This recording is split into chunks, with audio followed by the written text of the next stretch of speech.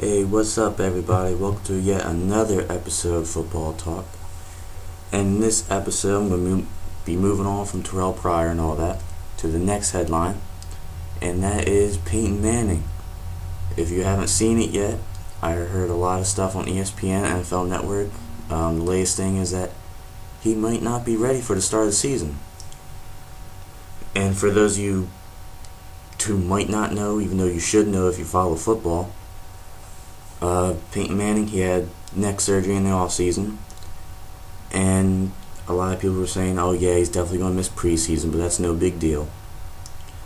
But reports came out today saying that he might miss the start of the season.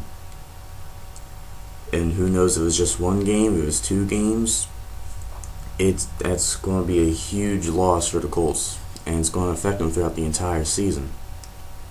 I mean, look at the last time he missed the entire preseason, and I'm just talking about preseason, not regular season or anything. Back in 2008, I believe it was, missed the preseason because of a knee surgery or something like that, I believe.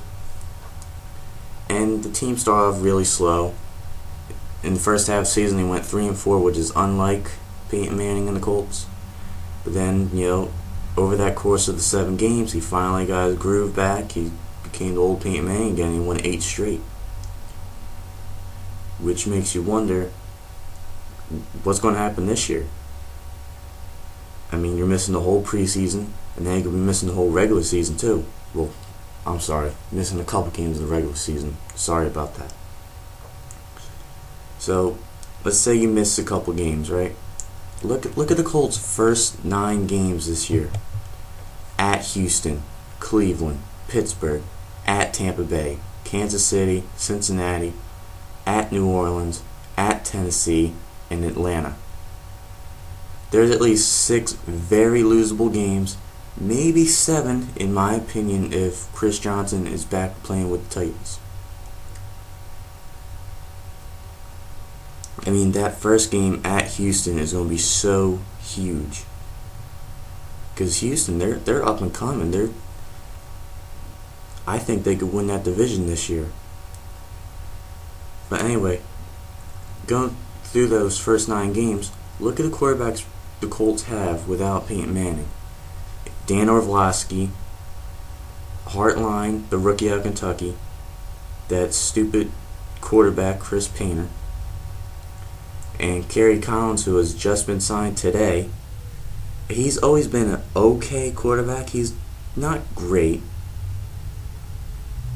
I mean, with these other options, I wouldn't want any of them to lead me through these 9 games, even if they could give me at least the 2 easy wins in Kansas City and Cincinnati.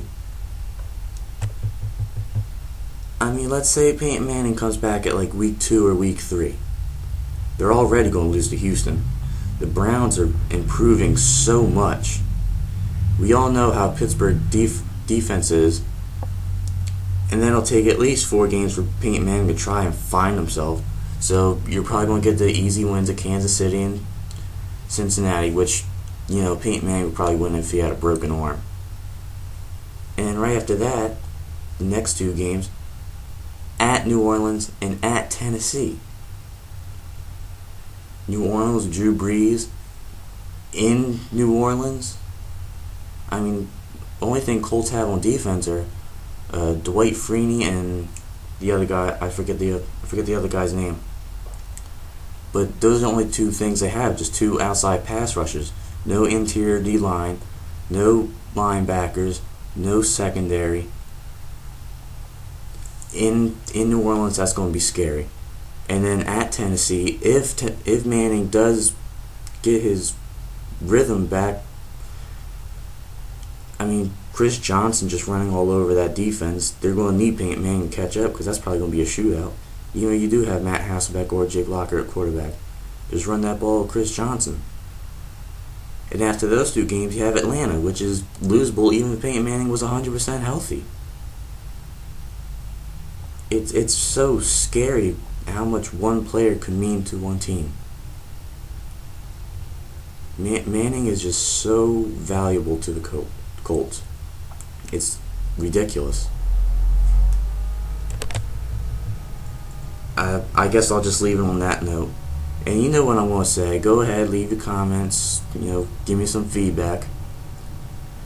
And on that note, thank you for watching, and keep tuning in.